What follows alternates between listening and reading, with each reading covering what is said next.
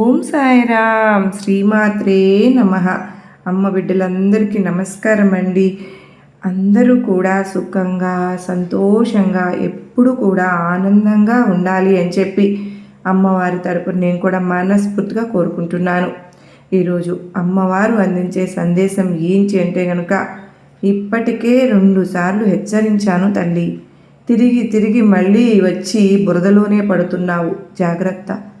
ఇక నీకు నాకు ఎటువంటి సంబంధము అనేది ఉండదు. ఇది గనక మళ్ళీ జరిగితే ఇదే నీకు ఆఖరి అవకాశం. చూసిన వెంటనే అదృష్టాన్ని దక్కించుకో అని చెప్పి ఏదో తెలియని సందేశంతో అమ్మవారు ఈరోజు మనకు ముందుకు వచ్చారు కదా. మరి ఈ సందేశంలో ఉండే ఆంతర్యాన్ని మనం పూర్తిగా గ్రహించాలి అంటే వీడియోని ఎక్కడా కూడా స్కిప్ చేయకుండా చివరి వరకు చూస్తేనే మనకు పూర్తిగా అర్థమవుతుంది. ఆలస్యం చేయకుండా వీడియోలోకైతే వెళ్ళిపోదామా. మరి తల్లి మళ్ళీ మళ్ళీ ఎన్నిసార్లు చెప్పినా కూడా తిరిగి తిరిగి అదే బురదలో అడుగు పెడుతూ ఉన్నావు. ఒక్కసారి ఈ యొక్క విషయాన్ని నువ్వు విన్న తరువాత, నిజమే దుర్గమ్మ, మీరు చెబుతున్నది నేను తప్పు చేస్తూ ఉన్నాను, నన్ను క్షమించు తల్లి అని చెప్పి అడుగుతావు. అసలు నువ్వు ఏం తప్పు చేస్తున్నావో నువ్వు తెలుసుకోవాలి అని అనుకుంటే నువ్వు పూర్తిగా వినాలి. నేను ఇప్పుడు నీకు ఇస్తున్న ఈ ఆఖరి అవకాశాన్ని సద్వినియోగపరచుకోవాలి. లేకుంటే నీకు నాకు ఎటువంటి సంబంధము అనేది ఉండదు. ఇక నీ ఇష్టానికే నేను వదిలేస్తూ ఉన్నాను. జాగ్రత్తగా విని తెలుసుకో. ఎందుకంటే నీ దుర్గమ్మకు ఎంత బాధ కలిగిందో, ఎంతో కోపం వస్తేనో మనకు ఇటువంటి హెచ్చరికలు అయితే పంపిస్తూ ఉంటారు కదా. ఆల్రెడీ అమ్మవారు 2 సార్లు ఈ విషయం గురించి మనకు హెచ్చరించారు. అయినప్పటికీ కూడాను తిరిగి నువ్వు అదే తప్పు చేస్తున్నావు కనుకనే నీ జీవితంలో ఆ తప్పు జరగకూడదు అని చెప్పి అమ్మవారు కోరుకుంటూ ఉన్నారు. కనుకనే అమ్మవారి యొక్క ఆశీర్వాదం అనేది నీ మీద ఇంకా ఉంది కాబట్టే ఈ యొక్క సందేశం నీ కంటపడింది అని చెప్పి నువ్వు భావించాలి. మరి సందేశంలో ఉండే పూర్తి ఆంతర్యాన్ని నువ్వు తెలుసుకోవాలి అని అనుకుంటే అయితే ఇప్పుడు చెప్పే కథను పూర్తిగా చివరి వరకు విను. అప్పుడే నీకు బాగా అర్థమవుతుంది. ఒక ఊరిలో 2 స్నేహితులు ఉన్నారు. ఇద్దరు స్నేహితులకి కూడా ఒకే వయసు ఉంటుంది. దాదాపుగా 60 సంవత్సరములు, ఒక 58 సంవత్సరాలు అలా ఉంటాయి. ఈ ఒకరోజు ఇద్దరు కూడా ఇల్లు వాకింగ్ చేయడానికి అని చెప్పి పొద్దున్న పూట ఒక పార్క్కి అయితే వెళ్ళారు. అలా వాకింగ్ చేయడానికి పార్కుకి వెళ్ళినప్పుడు అలా వాకింగ్ చేసే కొంచెం సేపు రెస్ట్ తీసుకుందాంలే అని చెప్పి ఒక బల్ల మీద అయితే కూర్చుంటారు. ఒక బల్ల మీద కూర్చుని వారిద్దరూ కూడా మాట్లాడుకుంటూ ఉంటారు. పక్క బల్ల మీద నుంచి కొన్ని మాటలు అనేవి ఆ 2 స్నేహితులలో ఒక స్నేహితుని చెవిన పడుతూ ఉంటాయన్నమాట. అవి ఏం మాటలు అంటే కనుక, అరే నాకు 60 సంవత్సరాలు వచ్చేసాయిరా, నేను హెల్త్ ఇన్సూరెన్స్ తీసుకున్నాను, అంత మాత్రమే కాదు నాకు ఉన్న ఈ ఈఎంఐలు అన్నీ కూడా పూర్తిగా కట్టేశాను, నాకు కొంత సేవింగ్స్ అనేవి దాచిపెట్టుకున్నాను, నా పిల్లలు కూడా మంచిగా చదువుకున్నారుగా, ఇవాళ రోజున వాళ్ళు అమెరికాలో సెటిల్ అయిపోయారు కదా, నా పిల్లల పెళ్ళిళ్ళు కూడా నేను చేసేసాను, నా బాధ్యతలన్నీ కూడా పూర్తిగా తీరిపోయాయిరా, ఇప్పుడు నేను సంతోషంగా లైఫ్ అనేది ఎంజాయ్ చేయవచ్చు, నాకున్న ఈ చివరి రోజుల్లో ఇంకా నాకు 62 సంవత్సరములు అయితే వచ్చేసాయి, ఇక నేను రిటైర్ అయిపోతున్నాను కదా, రిటైర్ అయిపోయినా సరే కానీ నాకు ఇంత అమౌంట్ అనేది నాకు వస్తుంది, అది పెట్టుకుని కూడా నేను సంతోషంగా గడపవచ్చు అని చెప్పి ఈ మాటలైతే ఒక స్నేహితుడు తన పక్క స్నేహితుడితో చెప్తూ మాట్లాడుతూనే ఇవి చెవిని ఎక్కించుకుంటున్నాడన్నమాట. ఇలా చెవిని ఎక్కించుకున్న తర్వాత కూడా ఇద్దరు కూడా ఇంటికి వెళ్ళిపోతారు. ఇంటికి వెళ్ళిపోయిన తర్వాత ఈ చెవిన పడ్డ మాటల గురించి ఆ స్నేహితుడైతే ఆలోచిస్తూ ఉన్నాడు. నిజమే కదా, మరి నాకు కూడా ఇప్పుడు 58 సంవత్సరాల దాకా వచ్చేసాయి. ఈ 58 సంవత్సరాలలో నా పిల్లల చదువులైతే పూర్తిగా చేయగలిగాను, కానీ వాళ్ళను విదేశాలకైతే పంపించలేకపోయాను. అంత మాత్రమే కాదు, నాకు ఎటువంటి సేవింగ్స్ కూడా లేవు. నేను కూడా ఒక 2 సంవత్సరాలైతే రిటైర్ అయిపోతాను. నా పిల్లలకు ఇంకా పెళ్ళిళ్ళు కూడా జరగలేదు. ఇంకా చూస్తూ ఉంటే నేను ఉంటున్న ఇంటికి ఆ ఈఎంఐలు అవి ఉన్నాయి. ఇవన్నీ కూడా కొన్ని సంవత్సరాలు కూడా నేను ఇవన్నీ కట్టవలసి ఉంటుంది. నాకు ఇంకా డబ్బు సేవింగ్స్ అనేవి లేకపోవడం వల్ల నేను కష్టపడగా వచ్చినటువంటి ఆ అమౌంట్ అనేది ఈఎంఐల రూపంలో కడుతున్నాను. ఇక రిటైర్ అయిపోయిన తర్వాత వచ్చిన డబ్బులు మొత్తం కూడా బ్యాంకుకి అయితే నేను కట్టేసేయాలి. ఇక నాకు ఎటువంటి సేవింగ్స్ అనేవి ఉండవు. నా పరిస్థితి ఏంటి అని ఒక ఆలోచన అయితే అతను మొదలు పెట్టుకుంటాడు. అంటే భవిష్యత్తు మీద ఒక రకమైనటువంటి భయం, ఆందోళన అనేది అతనికి కలుగుతాయన్నమాట. ఇక అలా మనసులో దిగులు ఎప్పుడైతే ఏర్పడుతుందో ఆ మనిషి సంతోషంగా ఉండడం అనేది మానేస్తాడు.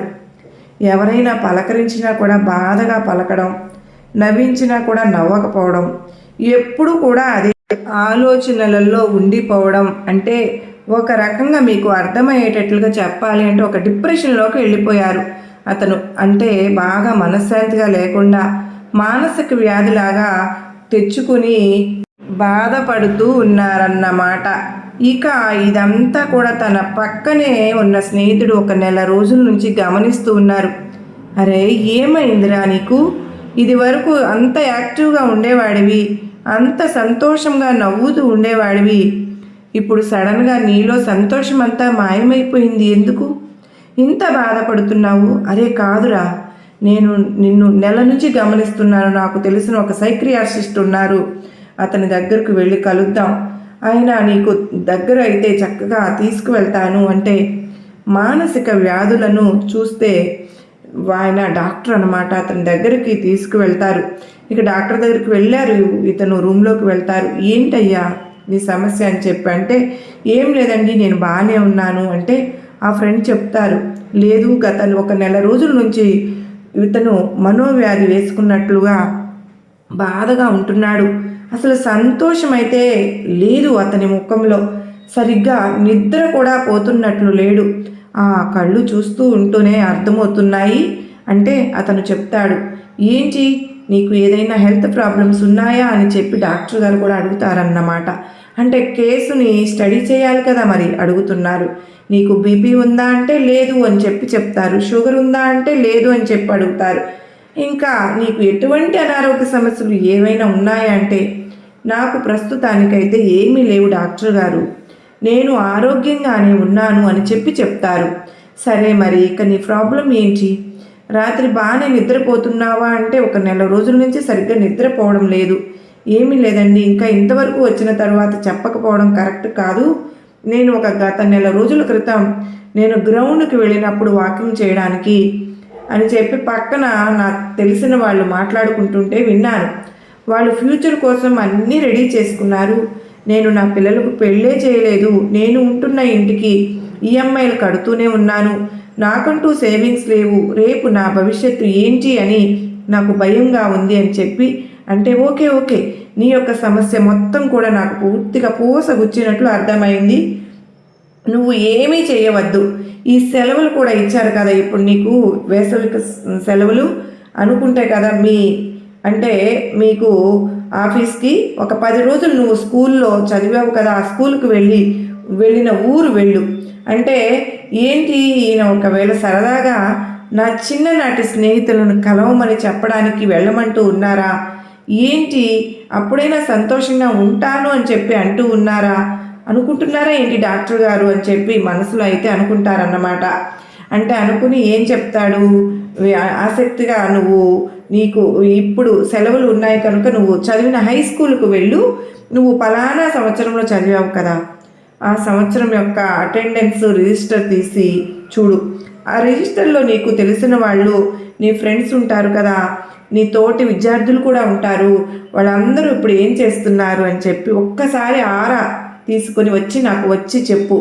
ఒక 10 రోజుల సమయం ఉంది కదా, ఈ 10 రోజుల్లో నువ్వు చక్కగా ఎంజాయ్ చేసినట్లు ఉంటుంది, ఒక్కసారి అందరినీ కలిసినట్లు ఉంటుంది, నీ స్కూలు స్నేహితుల్ని అని చెప్పి అనుకుని చెప్పేసి ఆ డాక్టర్ గారు అయితే అతనికి చెప్తారు వెళ్ళండి ఇంకా అని చెప్పి.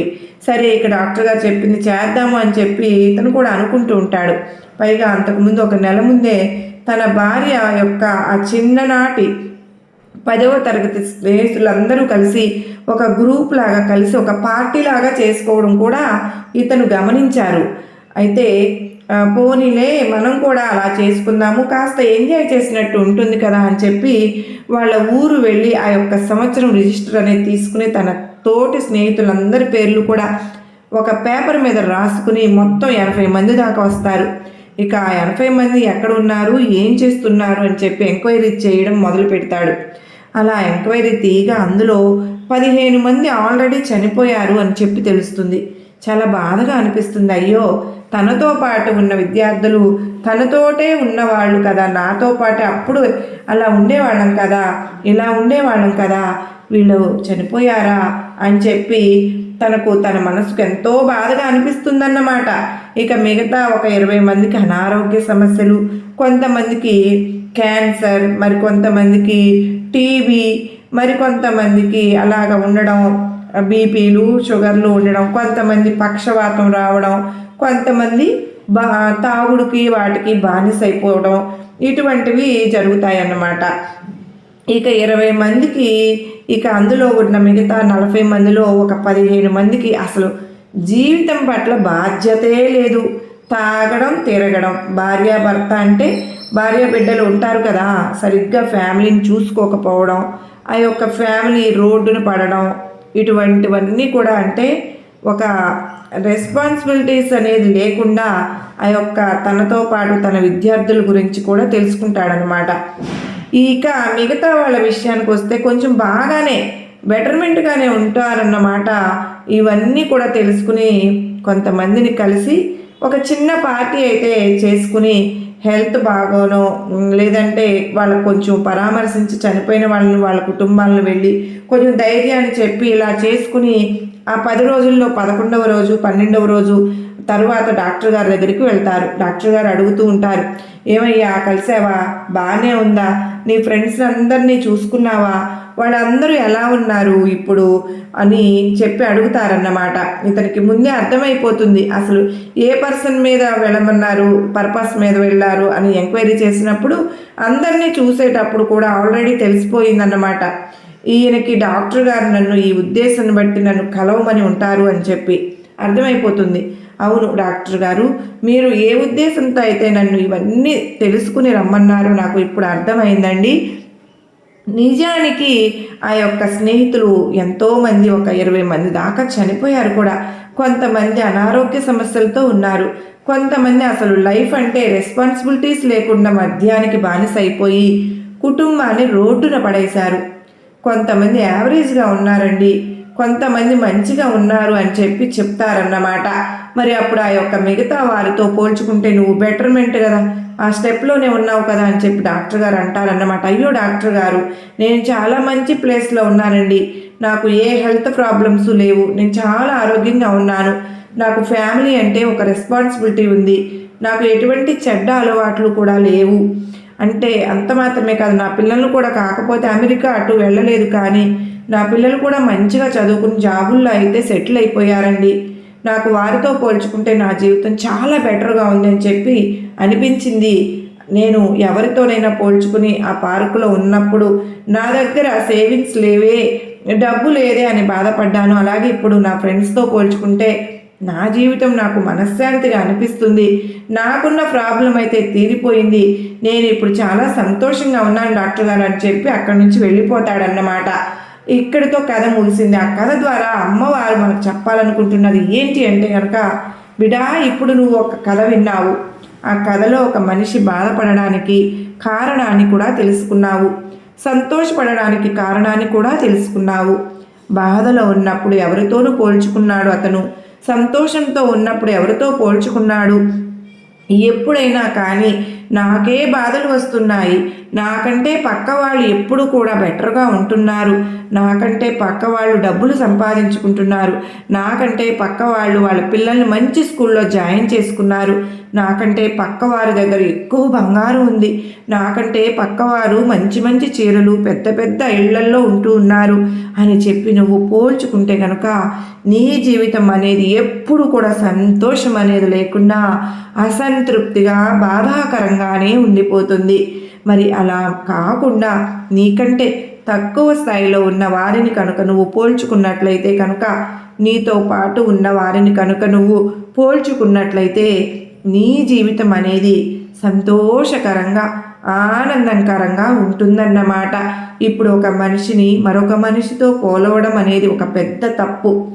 ఒకవేళ పోల్చుకునే ఉద్దేశం అయితే ఉంటే కనుక, ఆ అలవాటు కనుక ఉంటే ఆ పోలిక అనేది సమానమైన వాళ్ళతో పోల్చుకోవాలి, లేదా తక్కువ ఉన్న వాళ్ళతోనే పోల్చుకోవాలి. ఎప్పుడు కూడా ఎక్కువగా ఉన్న వాళ్ళతో పోల్చుకొని నిన్ను నువ్వు మోసం చేసుకోకూడదు. కానీ నువ్వు జీవితంలో అదే చేస్తూ ఉన్నావు. నీకంటే ఎక్కువగా ఉన్న వాళ్ళ గురించే ఆలోచిస్తున్నావు. వాళ్ళకు అవి ఉన్నాయి, ఇవి ఉన్నాయి, వాళ్ళ పిల్లలు అలా సెటిల్ అయిపోయారు, వాళ్ళ భర్త అయితే మంచివాళ్ళు, నా భర్త అయితే మంచోళ్ళు కాదు, వాళ్ళ భర్త మంచిగా పర్ఫెక్ట్గా ఫ్యామిలీని చూసుకుంటున్నారు, నా భర్త ఏమో మద్యం తాగుతున్నాడు, నన్ను సరిగ్గా చూసుకోవడమే లేదు, నన్ను టార్చర్ చేస్తున్నారు, ఇలా ఇలా ఏదో ఒక విషయంగా మనుషుల పరంగానైనా కానీ, ఆస్తుల పరంగానైనా కానీ, నగల పరంగానైనా కానీ ఇలా ఏదో ఒక రకంగా ఈ పోలిక అనేది మనిషి బాధల్లోకి నెట్టేస్తుందమ్మా. ఈ పోలిక అనేది మనిషిని మనశ్శాంతి లేకుండా చేస్తుంది తల్లి. ఈ పోలిక అనేది మనిషిని నిద్రపోనివ్వకుండా చేసేస్తుంది, చివరికి జబ్బులు పడేలాగా చేస్తుంది. నీకంటే తక్కువ ఉన్న వాళ్ళతో నువ్వు ఎప్పుడైతే పోల్చుకుంటావో, అమ్మయ్య వీరి మీద నేను పర్వాలేదు కదా, నన్ను దుర్గమ్మ తల్లి నాకు వారికి ఇవ్వలేనిది నాకు ఇది ఇచ్చారు కదా, నేను చాలా అదృష్టవంతురాలిని అని చెప్పి నిజంగా నువ్వు ఆనందపడిపోతావు. ఇలా మనిషి బాధపడాలి అన్న తన చేతిలోనే ఉంటుంది, సుఖంగా ఉండాలన్నా కూడా, సంతోషపడాలి అన్నా కూడా ఎవరి ద్వారా వాళ్ళ చేతుల్లోనే ఉంటుంది. మనిషి మనసు ఏ విధంగా ఆలోచిస్తే ఆ మనిషి యొక్క ప్రవర్తన అనేది ఆ విధంగా ఉంటుంది. ఆ ప్రవర్తన వల్ల మనిషి సంతోషంగా ఉండాలా బాధగా ఉండాలా అనేది ఆధారపడి ఉంటుంది.